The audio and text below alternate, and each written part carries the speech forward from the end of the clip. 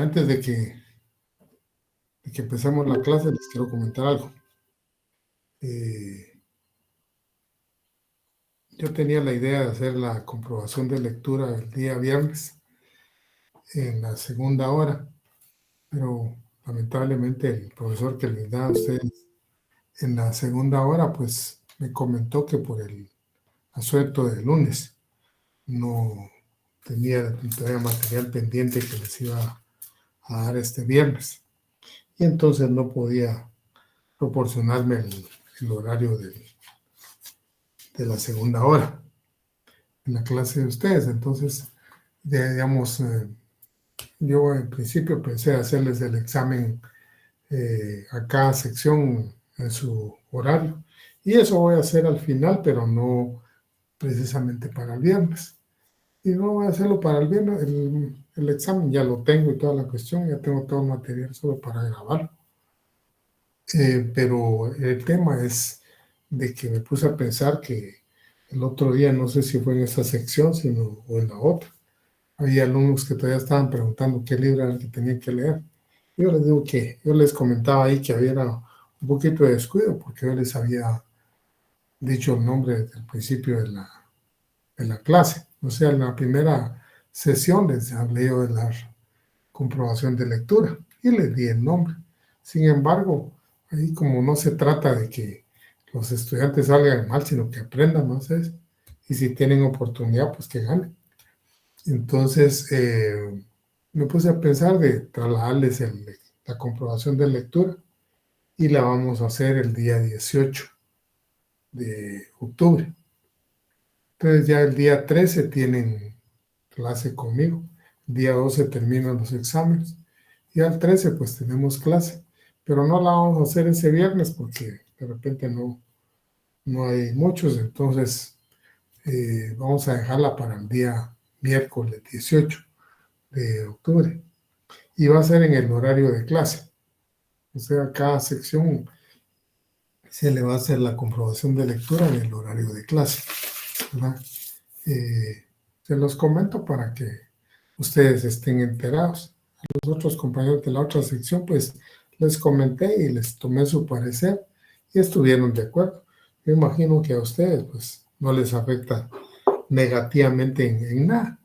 Y sí puede favorecer a algunos que tengan oportunidad de leer, si no es que no han tenido la oportunidad de terminar el material o medio lo han visto, que lo lean bien, ¿verdad? Es un material valioso porque de todo lo que yo he tenido en mis manos, les digo, es el material más valioso que lo traslada uno al desarrollo prácticamente social de Guatemala, ¿verdad? Entonces, en ese caso, pues vale la pena que lo conozcan. Y la idea es de que, digamos, no sencillamente que se evalúen, sino que en un momento dado conozcan ese material, ¿verdad? Entonces vamos a trasladarlo para el día miércoles 18 de octubre, de tal forma que el día viernes tenemos clase, ¿verdad? No sé si hay algún comentario de eso. Si no lo hubiera, pues empecemos la clase, ¿verdad? Pues yo tengo un comentario, Lick. Dígame. Pues el libro sí es muy bonito, la verdad le da ganas a uno de iniciar su propio sindicato. De veras, se puede leer en un día, si se le pone las ganas, sí se puede leer en un día. Y, y gracias por el mayor tiempo que nos da, porque vamos a poder leerlo. Yo, en mi caso, lo voy a volver a leer porque es muy interesante realmente todo lo que en él expresa, ¿verdad? La gran lucha que se han dado por ese derecho que deben tener los trabajadores. Solamente Sí, eso. gracias, compañero. Sí, yo le comentaba a los compañeros de la primera hora que, digamos, muchas veces cuando uno platica con algunos estudiantes, digamos, se entera cómo conocen de la historia, digamos, de Estados Unidos, de los países europeos y cuestiones así, pero realmente la historia nuestra, yo les digo, muy poco. Y entonces es importante porque para tener una idea de cómo se han desarrollado ciertas instituciones. En el caso del licenciado López Larrae, pues esa historia es hasta 1970 más o menos, que fue cuando produjo ese libro, ¿verdad? Porque en el 81 a él lo asesinaron, entonces hasta ahí se quedó. Seguramente si hubiera vivido más, tal vez hubiera escrito lo que seguía de la historia, hubiera vuelto a escribir un libro ampliado, tal vez, porque sí les digo de que de los años 70 finales, por ejemplo, para allá la era actual, lo que es el movimiento sindical cambió mucho, y cambió mucho por ciertas condiciones, ¿verdad? Hasta los años 70 miramos sindicalismo del sector privado y ese era el que tenía mucho movimiento. A partir de los años 80 empieza una lucha por eliminar a los sindicatos y eliminarlos con otras argucias, pues, desacreditarlos y hacer cualquier cuestión para digamos, quitarle a cualquiera el ánimo de pertenecer a los sindicatos. Y es lo que se ha utilizado hasta el día de hoy, aparte de otras cosas, pues, ¿verdad? Hay otras situaciones económicas que han perjudicado, como es la superproducción de la economía informal, por ejemplo. Todo ese tipo de cosas como que afectó mucho el ámbito sindical también, ¿verdad? Entonces, eh, por lo menos lo que tengamos, pues vale la pena conocerlo. Como les digo, digamos, yo creo que esto, el trasladar el examen es provechoso de alguna manera para la mayoría, porque muchos no lo han leído, muchos medios lo han leído, y entonces aquí no se trata de solo recabar cierta información, sino entender qué es lo que ha pasado, ¿verdad? Entonces lo dejamos para el 18 de octubre, compañeros. Sí, ¿Verdad? licenciado, la historia del licenciado López Larraba es muy inspiradora, de verdad, y ahí sí que como estudiantes, pues nos inspira a defender los derechos de los trabajadores. Gracias. Sí, gracias, compañero. Yo pienso que sí, y realmente le pone a uno con claridad las cosas, ¿no? No es una cuestión solo, sino le pone mucha claridad y muy ordenado para escribir también. Esa es la realidad, porque es conciso en las cosas que dice, no le da mucha vuelta. Ajá, Exacto, licenciado. así es. Bueno, pues el día de hoy vamos a ver otro puntito y se refiere al Ministerio de Trabajo. Quiero contarles de que en cuanto a lo que es el Ministerio de Trabajo, eh, normalmente yo no le he desarrollado como clase. Yo en el tema de la unidad del Ministerio de Trabajo he aprovechado normalmente para hacer que los estudiantes hagan trabajos. Y trabajos no exhaustivos, sino trabajos concisos. Yo les puedo contar de que los trabajos, digamos, que yo he pedido siempre es un mínimo de 3 páginas y un máximo de 5. O sea, trabajos ni tan cortitos de una vez, ni tan largos, porque 5 páginas no es mucho más, ¿verdad?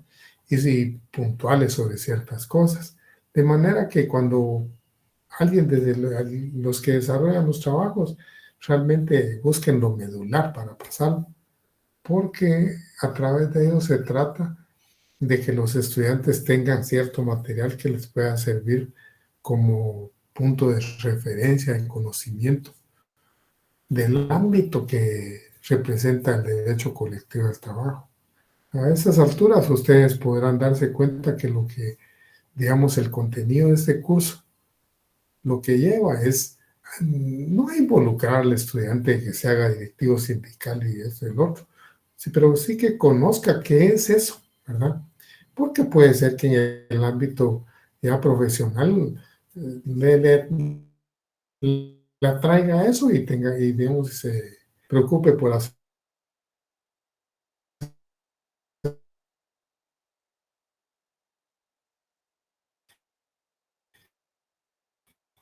Y el ámbito material, los, ¿cómo se llama? Los trabajadores organizados participan y participan a veces dirigiendo ciertas instituciones, ¿no? Entonces, sobre eso es que yo hago normalmente trabajos, pero como lamentablemente no lo podemos hacer, voy a tratar de desarrollar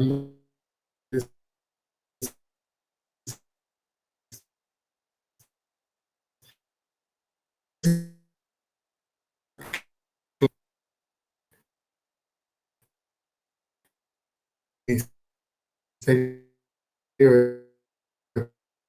claridad de que forma parte del Ministerio de Trabajo, ¿verdad?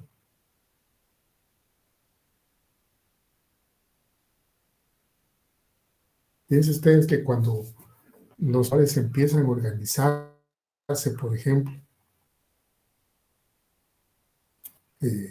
perdón, no, del siglo XIX, que es en 1800, como 50, empiezan a tener la oportunidad los trabajadores de organizarse. No se pueden organizar en sindicatos, sino que empiezan a organizarse en hermandades y las mutualidades, con el ánimo de protegerse de todos los males que les había traído los procesos productivos, desde accidentes hasta enfermedades y un montón de cuestiones, ¿va? Porque el proceso de industrialización inicial en Europa trae muchas consecuencias negativas porque no hay previsto muchas cosas y la maquinaria es muy rudimentaria, ¿verdad? Eso precisamente es que da lugar a que justifica que se vayan creando ciertas entidades para protegerse los trabajadores prácticamente en este caso y la población y toda la población, pues, ¿verdad? Y entonces van apareciendo las primeras organizaciones de previsión social. También más adelante empiezan a organizar los trabajadores ya para referirse a cuestiones reivindicativas. Si ustedes se recuerdan, cuando habla López Larrabe de la primera etapa del sindicalismo, dice que no obstante, digamos, las condiciones que habían en ese momento, ya los trabajadores tenían un enfoque reivindicativo de sus derechos. Y es que eso, digamos, se va a dar en el momento en que existen organizaciones solo de trabajadores, porque en el ámbito de las organizaciones gremiales y de repente también en las mutualidades están vinculados tanto patronos como trabajadores, ¿verdad? Cuando ya los trabajadores miran sus necesidades como sector, como grupo, entonces empiezan a plantear cuestiones reivindicativas. ¿Y qué consiste eso? Que empiezan a pretender la mejora de sus condiciones de trabajo, menos horas de trabajo, ciertas condiciones de seguridad y cosas por el estilo a la hora de trabajar, y entonces se van creando ciertos derechos ya propiamente de los trabajadores. Y ese es el enfoque reivindicativo que hace referencia a López Larrabe, ¿verdad? Y eso es lo que va a distinguir a los sindicatos de las formas que han tenido de organización hasta ese momento, ¿verdad? Pero entre eso yo les he comentado algo que empieza a suceder a finales del siglo XIX y a principios del siglo XX, o sea, entre los 1890 y en los primeros 10, 15 años del siglo pasado. Y es el hecho de que los trabajadores, como una forma de desarrollar sus derechos, de mejorarlos o tal vez consolidarlos, empiezan a organizar lo que ellos les llaman conferencias y también le llaman congresos. Al día de hoy nosotros podemos decir en qué se diferencia un evento que llamen conferencia y otro que se llame congreso, ¿verdad? Congreso es un lugar donde reúnen delegados para discutir sobre un tema y tomar acuerdos, ¿verdad? En tanto que las conferencias normalmente son, digamos, reuniones para, digamos, desarrollar un conocimiento y generarlo a todos los que estén presentes o que de alguna manera participen. Eso es el día de hoy, pero en aquel tiempo, saber si le darían esa connotación o llamarían lo mismo conferencias y a congresos, porque los vocablos van evolucionando en el tiempo, ¿verdad? Entonces el hecho es de que en esas reuniones que hacían primero a nivel de, ¿cómo se llama?, de trabajadores de una misma área, de una misma actividad, van desarrollando esa situación ya no solo trabajadores de determinado país, sino que van tratando de organizar, digamos, de diferentes países. Y una de sus pretensiones empieza a ser de que los estados se involucren en los problemas que ellos tienen y que plantean, ¿verdad? O sea, las ambiciones de los trabajadores. Suiza es una de las que empiezan a participar delegados del gobierno. Pero es curioso porque el primer antecedente de crear una oficina de trabajadores dentro de prácticamente sus despachos de gobierno es Francia. Francia es la primera que crea prácticamente, no sé si se debe llamar una oficina o un despacho, pero dentro de lo que es la administración pública ya, que se va a encargar de atender asuntos de los trabajadores, ¿verdad? Es la primera, y eso sucede más o menos por 1906, ¿verdad? Es el primer país que ya va creando algo así. Sin embargo, la historia sigue. ¿Se recuerdan ustedes que, digamos, se da la Primera Guerra Mundial? Entre los países que están en la Primera Guerra Mundial, en uno de los frentes, está Rusia. Sin embargo, Rusia en el camino se desliga de la guerra por una guerra interna que tiene, ¿verdad? Hay muchos reclamos contra el zar, y el zar seguramente no manejó muy bien el aspecto político porque ya tenía en ese momento un organismo más o menos representativo del pueblo. Les digo más o menos porque no era un congreso, ¿verdad? Era el representante de de regiones más que todo, la Duna, algo así le llaman. Y entonces él, en lugar de atender ciertas peticiones que le hacen, los disuelve y, digamos, o sea, les pone poca importancia. Y eso de alguna manera, pues, enardece al pueblo y llega un momento en que los bolcheviques toman el poder.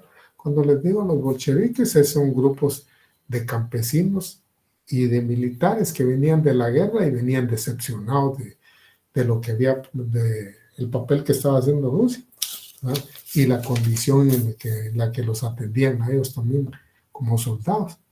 Y entonces se unen a la protesta y toman el poder, ¿verdad?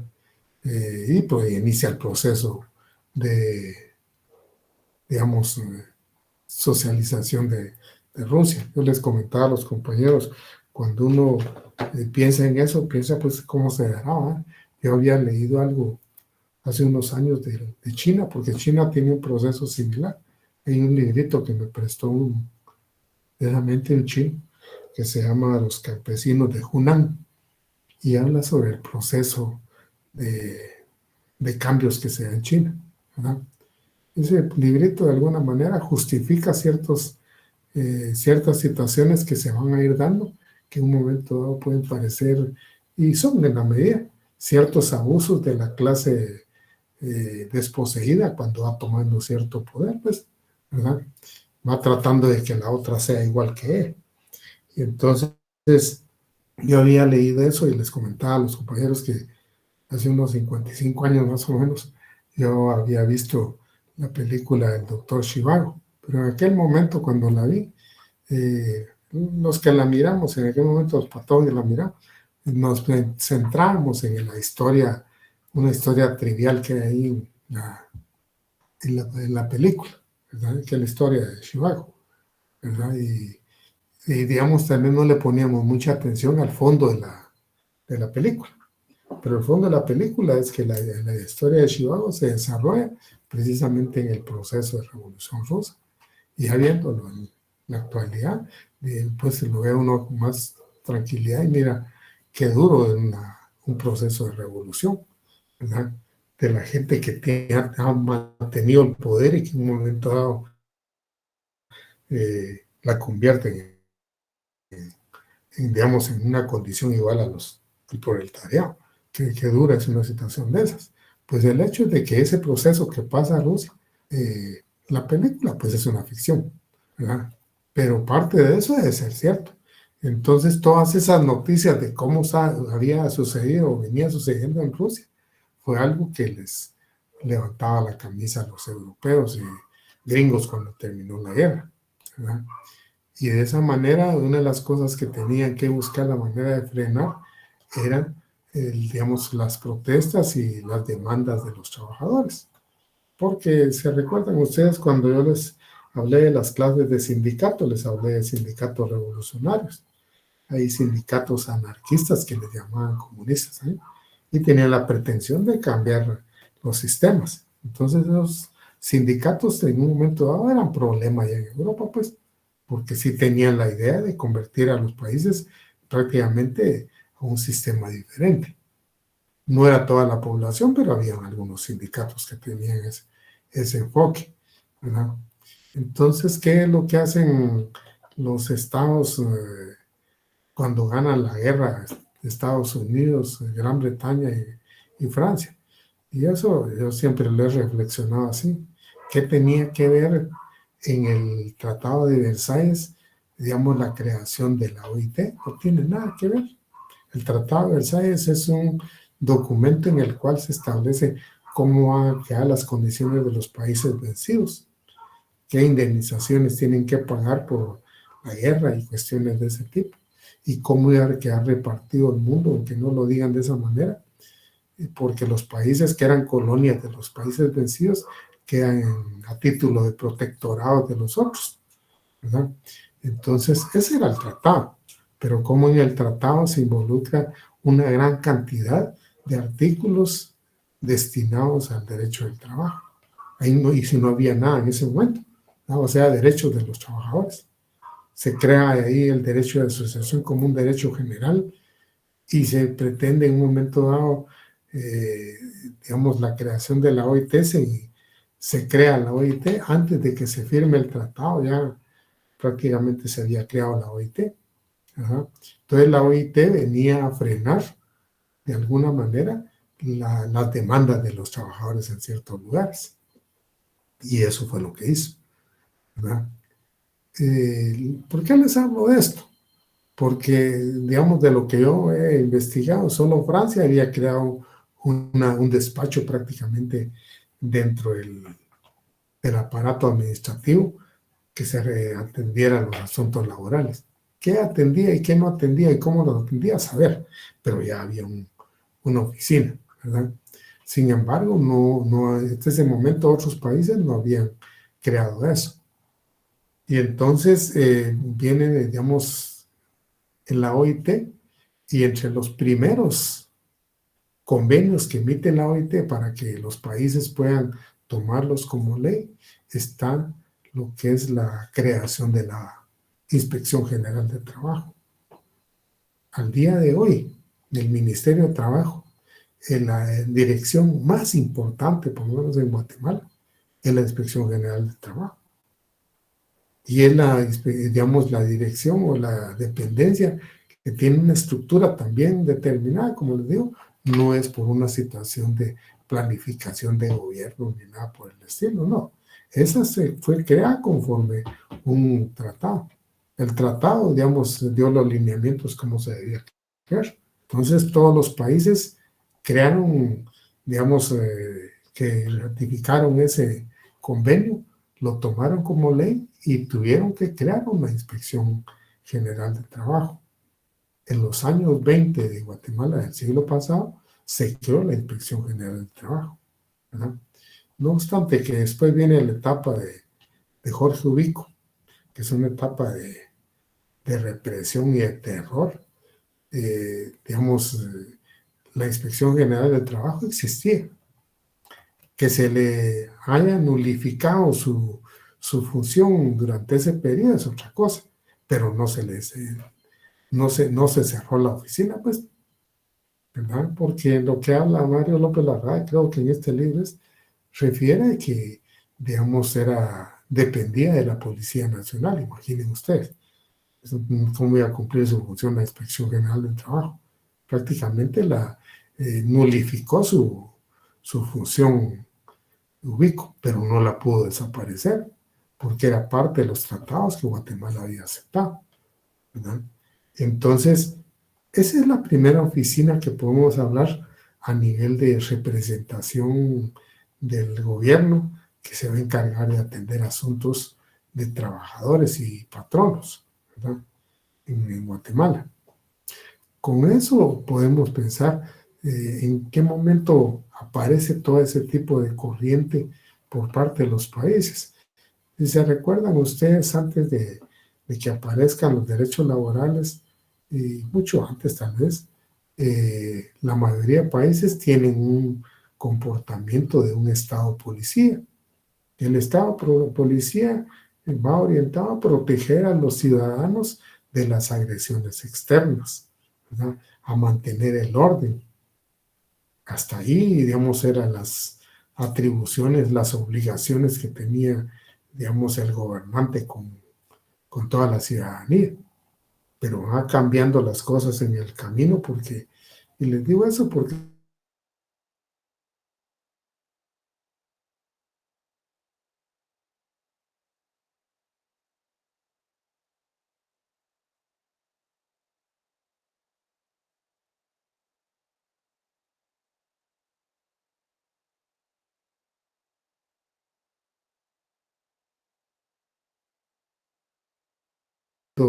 digamos, precios inamovibles en ciertos productos y cuestiones de esa naturaleza, controlando la producción en cuanto a, si no haya producción interna, pues poder comprar producción que viniera de afuera para abaratar los precios y cosas así.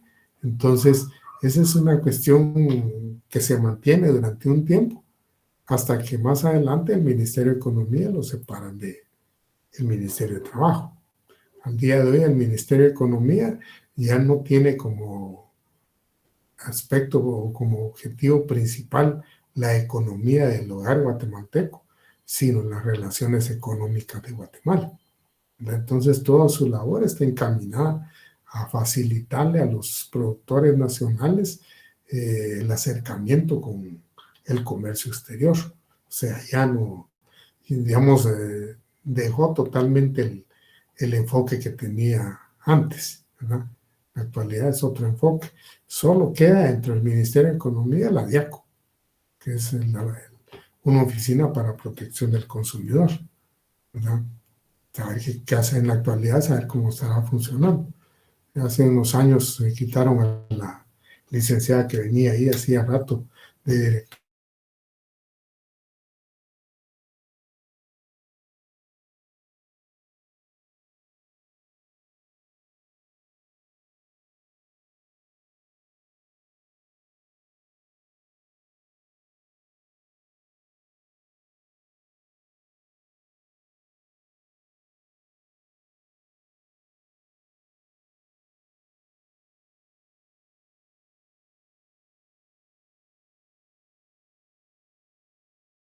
que se hizo a esa parte. Sí quedó claro que cada año debe revisarse. Y si se revisa es para que se adecue a la situación económica, ¿verdad? A la situación inflacionaria. Y la situación inflacionaria es algo que va creciendo siempre, digamos, al crecimiento económico de los países y toda la cosa. Sin embargo, durante el gobierno de Jimmy Morales uno no vio que hubieran, digamos, modificado el salario mínimo. No estuvimos en pandemia, no estábamos en nada, pero tal vez esa es la etapa más descarada de un gobierno que, digamos, se maneja como títere, pues, ¿verdad?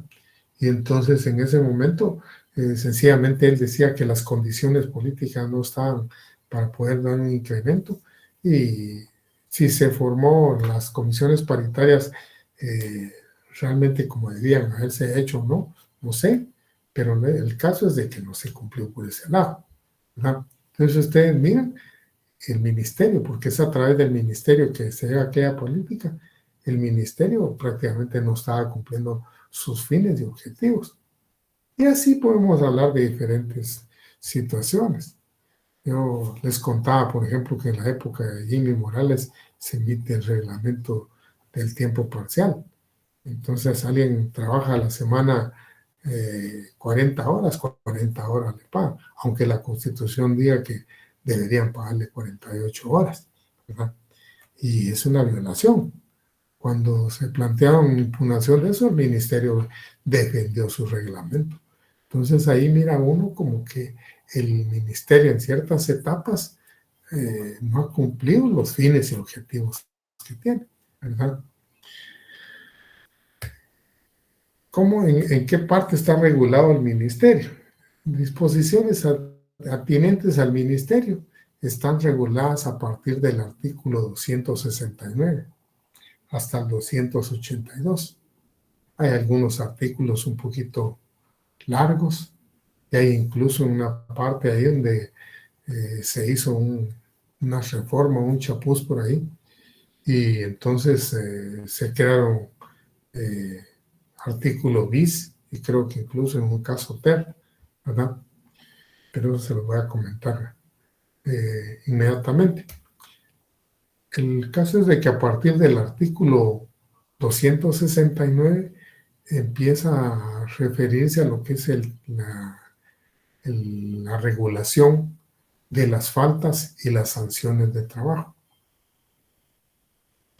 Y aunque contemple sanciones para los trabajadores, digamos, muy pocas veces hay sanciones para los trabajadores porque de acuerdo a lo que está regulado ahí, digamos, son pocas las sanciones que pudieron haber cometido los trabajadores y que no fueron sancionadas. Normalmente se va a referir solo a sindicatos, porque los trabajadores individualmente considerados, si cometen faltas, quien los sanciona son los patronos, ¿verdad? De acuerdo a lo que hemos visto. O sea, el patrono es el que tiene el derecho de, digamos, sancionar por las faltas de trabajo a su trabajador. Entonces, normalmente las faltas de trabajo que se cometan a nivel general y que vea la inspección, principalmente van a ser de patronos. Entonces, a partir del artículo 269 empieza parte de eso, ¿verdad? Y hay una cuestión que se las quiero comentar, porque se las voy a tratar de comentar lo más sencillo posible. Y es el hecho de que el código, si ustedes abren su código, lo miran el artículo 415, van a ver que hay varios artículos derogados ahí. Y es que a partir del artículo 415, más o menos como al 420 y algo, como 24, 25, algo así, estaba regulado un proceso que se llamaba el juicio de faltas. En la doctrina hablaban del juicio punitivo laboral, porque era un juicio en el cual la Inspección General de Trabajo, como estaba originalmente y en la fecha esa parte todavía sigue igual, la inspección, digamos, en el caso de faltas de trabajo cometidas por las partes, que principalmente eran los patronos, les prevenía sobre el cumplimiento de algunas cuestiones, y si no cumplían, entonces los denunciaba ante los juzgados de trabajo en un juicio de faltas. Y era la parte del Estado, como quien dice, la parte acusadora, y el juicio pues se daba en un juzgado de trabajo y se llegaba a sancionar al patrono y ahí terminaba el proceso, ¿verdad? En el año 2001, un ministro de Trabajo que había sido dirigente sindical, y fue un dirigente sindical muy conocido, que también había sido nombrado ante la OIT por Ríos Montt en su oportunidad cuando estaba de facto Ríos Montt como representante de Guatemala, de los trabajadores. Pues este ministro, como les digo, que tenía toda una trayectoria como dirigente sindical, fue ministro. En ese momento se presentaron unas reformas al Código de Trabajo. Y entre las reformas estaba el hecho de derogar los artículos esos 415 y los que seguían. Y en lugar de un juicio de faltas, se creó un procedimiento de faltas, un procedimiento administrativo de faltas, en el que la Inspección General de Trabajo era la que seguía prácticamente la parte final, o sea, fiscalizaba a los patronos, los prevenía de las faltas, y si no no cumplen, pues prácticamente los sancionaba. Y el producto de las faltas eran o son fondos privativos del ministerio. En aquella ocasión, estoy hablando de 2001, se presentó una inconstitucionalidad y prácticamente la declararon con lugar en relación a eso, porque la inspección hacía la función de juez y de parte, o de parte y de juez, ¿verdad? Y en un momento dado estuvimos como 15 años sin ni el juicio de faltas que se había derogado, ni la regulación que se había emitido. Y en el 2016 creo que fue, volvieron a regular otra vez esa parte. Algún cambio le hicieron a la normativa original, porque en esta ocasión ya los patronos no dijeron nada y se quedó ya en la forma que está. Y la forma que está es que las faltas las conoce la Inspección General de Trabajo. O sea, fiscaliza a las partes, que son los patronos y los trabajadores, sobre el cumplimiento de ciertas de las obligaciones que provienen de las leyes laborales y de provisión social. Y en un momento dado, si no cumplen los patronos, pues los sanciona. Y entonces al sancionarlo les cobra las faltas también, les cobra las sanciones, que son multas. Y los fondos con el ministerio, así es como está en la actualidad. Pero eso representa una buena modificación, digamos, a la ley. El artículo 271 fue modificado y también se creó el 271 bis. Yo creo que también hay, no sé si hay 271 ter, pero es una parte bien extensa para regular cómo es que procede la inspección. Con todo lo que yo les digo y viendo más adelante que en el artículo 178 habla de otras obligaciones, atribuciones de la Inspección General de Trabajo, pareciera que todo el trabajo del ministerio se realiza a través de la Inspección General de Trabajo. Y la realidad es que buena parte del trabajo del ministerio lo realiza la Inspección General de Trabajo, ¿verdad? Es una dirección, porque esa calidad tiene, digamos, tal vez la más importante del Ministerio de Trabajo, ¿verdad? Pero no es solo esa dirección, hay otras direcciones que realizan otro tipo de actividades que tal vez no sean no estén tan a la vista, porque esto lo que pasa con la inspección, como les decía, es de que fue una institución creada a través de un convenio y es estructurada conforme a eso, y eso no, digamos, fue una cuestión muy bien planificada, muy bien pensada, ¿verdad? Ahora bien, el ministerio tiene otra dirección que también es muy importante en la labor que realiza con los patronos y los trabajadores, y es la Dirección General de Trabajo.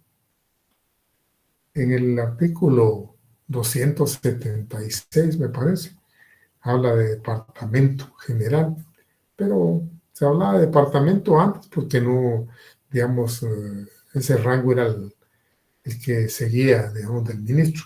Después se crearon los rangos de los directores, entonces en la actualidad son direcciones las dependencias de mayor jerarquía, ¿verdad? Entonces la Dirección General de Trabajo es otra de trabajo, pero mira toda la parte formal, digamos, que tienen que realizan los patronos y los trabajadores ante el ministerio, bastante bueno. Por ejemplo, lleva todos los procesos de reconocimiento de sindicatos, lleva todo lo que son registros de pactos colectivos, registros de las personalidades y personerías de los sindicatos, ¿verdad? Y si hay necesidad de oficializar acuerdos o resoluciones del ministerio, se hace a través de la Dirección General de Trabajo. O sea, sí tiene una labor bastante fuerte esa dependencia. Entonces el ministerio pareciera que solo esas dos dependencias tiene, pero no es así, ¿verdad? Tradicionalmente ha tenido una Dirección General de Previsión Social, que es la que se encarga de asuntos de previsión social de los trabajadores del Estado. Yo les decía a los compañeros de la primera hora que muchos de los que trabajan con el Estado no saben ni siquiera que cada año les descuentan un día de salario para precisamente la Dirección General de Previsión Social. Y es invertido a través de las instituciones de previsión social que tienen para los trabajadores del Estado, que tampoco muchos trabajadores se enteran ni cómo pueden disfrutar de ellas, ¿verdad? Pero sí está eso como una cuestión para, digamos, prácticamente el recreo y de alguna manera el apoyo en ese sentido a los trabajadores. Tienen una dirección administrativa también que se encarga de ver el funcionamiento propiamente del ministerio como unidad administrativa, ¿verdad? Y así tienen otras. Estas son como quien dice las demás más conocidas. También en el código habla de el consejo técnico y la asesoría jurídica, que son otras unidades muy cercanas al ministro. Y precisamente tanto el consejo técnico como la asesoría muchas veces están vinculadas a la revisión de instrumentos que autoriza el ministro. Cuando se les comentaba yo de la homologación de los pactos colectivos, la última dependencia que los mira es el consejo técnico, ¿verdad? Está la unidad de planificación y modernización, que esas son unidades ya, digamos, modernas de nuestra época en las que se van planificando ciertas cosas. Y la unidad de asuntos internacionales, creo que más adelante está como dirección. También es importante porque esta es la que mantiene cierta vinculación hacia la OIT, también es la que hace el proceso de ratificación de los convenios que va aprobando Guatemala.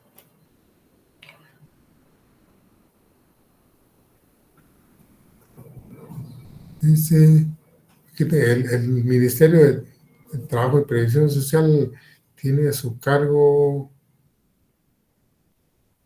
digamos, el artículo 374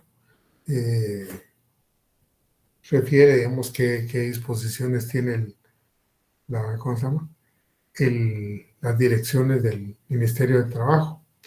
Y ese mismo artículo hace referencia de que todas las resoluciones del Ministerio de Trabajo, ya sean resoluciones del ministro o resoluciones de las direcciones, el único medio para impugnarlas son los recursos de revocatoria y de reposición, ¿verdad? Y que se deben interponer dentro de las 48 horas siguientes a las que se ha recibido una resolución, digamos, con la que no estamos de acuerdo. Cuando a uno le notifican una resolución, en el momento que se la notifican, el asiento dice la hora y la fecha en que se notificó. Entonces, así como en este caso, por ejemplo, para la interposición de recursos de revocatoria y de reposición, prácticamente tienen 48 horas. Es decir, por ejemplo, una persona le notifican el día lunes a las 12, por ejemplo. Las primeras 24 van a vencerle el día martes a las 12 horas y un poquito antes un minuto antes de que le notificaron, y las 48 horas el día miércoles, ¿verdad? Un minuto antes de la fecha, de la hora que le notificaron, porque esas 48 horas son, digamos, de corrido, no hay interrupción ni nada por el estilo, ¿verdad? Se interrumpen si, digamos, se empiezan a contar un viernes, porque se siguen contando al día lunes, pero, digamos, de lo contrario, van de corrido, incluyendo en esas 48 horas la noche, ¿verdad?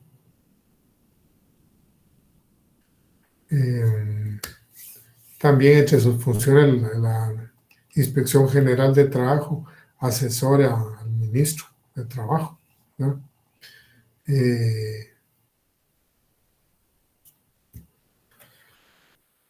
Aprueba los reglamentos interiores de trabajo y archiva los convenios colectivos de trabajo. O sea, si se firma un convenio colectivo de trabajo, no se archiva en la Dirección General de Trabajo, sino en la Inspección General de Trabajo.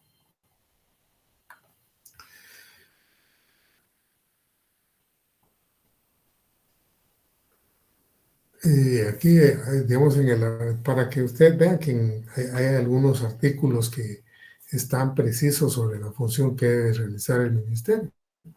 El 211, por ejemplo, es un artículo que está escrito en el sentido de que el ministerio, digamos, debe buscar llevar una política de apoyo y de protección a los trabajadores organizados en sindicatos y al crecimiento de los sindicatos.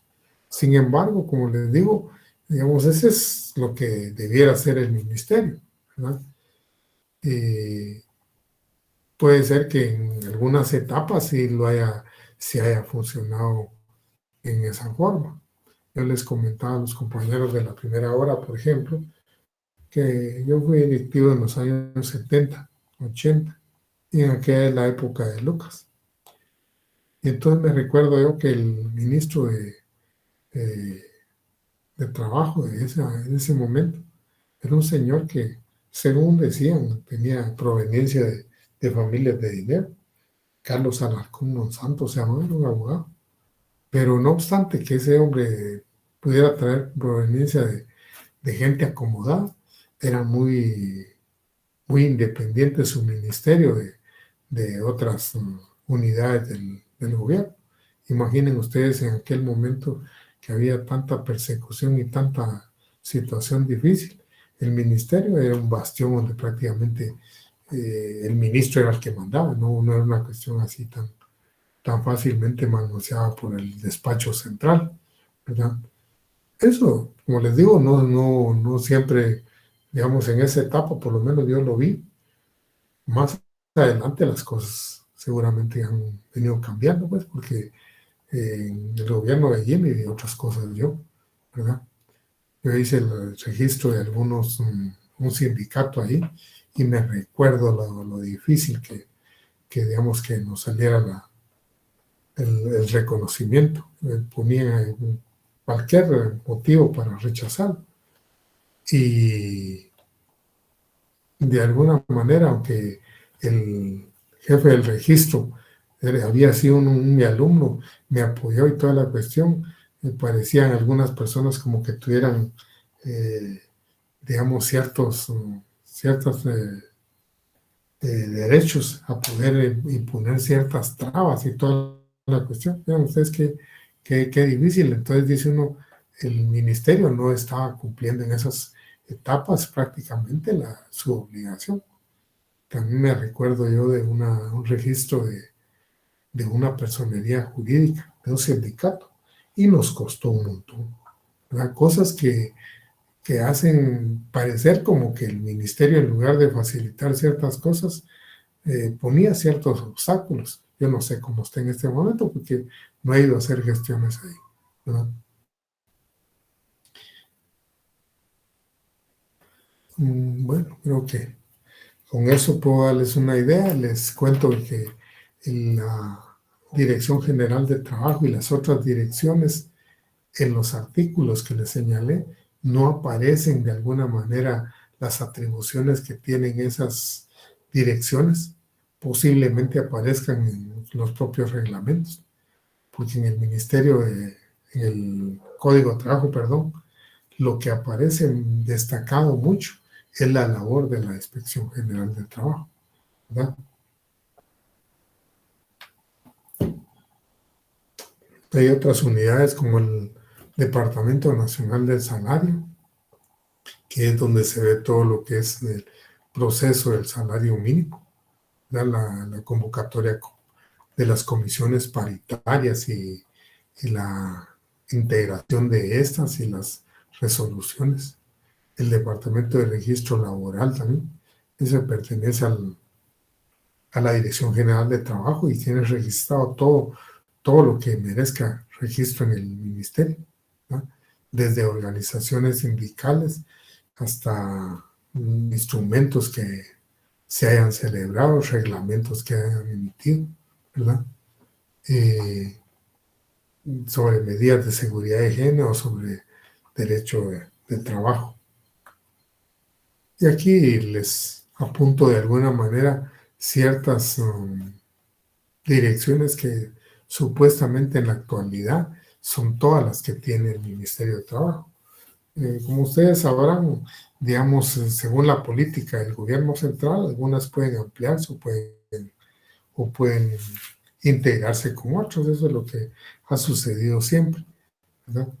Yo con esto tendría por concluido el día de hoy, si a menos que haya alguna duda, alguna pregunta de algún compañero que quisiera que ampliara algo o algo que no le quedó suficientemente claro, ¿no? Dígame. Disculpe, es que hace un ratito mencionó que que no aparecían las atribuciones, pero no escuché de quién.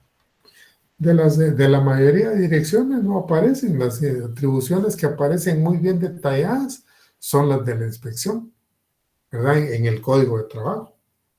No aparecen así específicamente, así como, digamos, ustedes empiezan a leer del 269 en el 274 y 276. De una vez hay atribuciones que tiene que cumplir la Inspección General de Trabajo. Y es que es una inspección que hace un montón de funciones. Por ejemplo, lo primero es fiscalizar el cumplimiento de derechos laborales, ¿verdad? Emitir disposiciones para proteger la protección de los derechos laborales.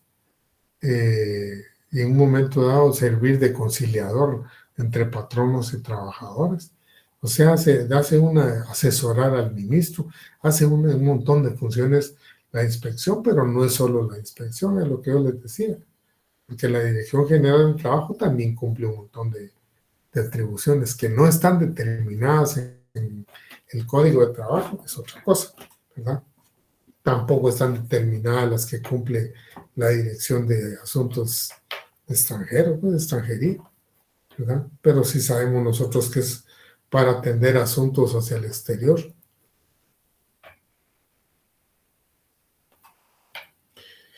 Gracias. Y como el Ministerio de Trabajo, digamos, tiene la particularidad de que tiene oficinas en todos los departamentos, en todas las cabeceras departamentales. Tiene hasta una coordinación de dirección departamentales y jefaturas municipales. Y es el hecho de que aquí en la capital tiene prácticamente una integración el Ministerio de Trabajo, pero en el interior una sola oficina tiene que cumple diferentes funciones, ¿verdad? O sea, ya cambia un poquito. Por eso es que les digo yo que ahí, digamos, no sigue el mismo esquema en todos lados.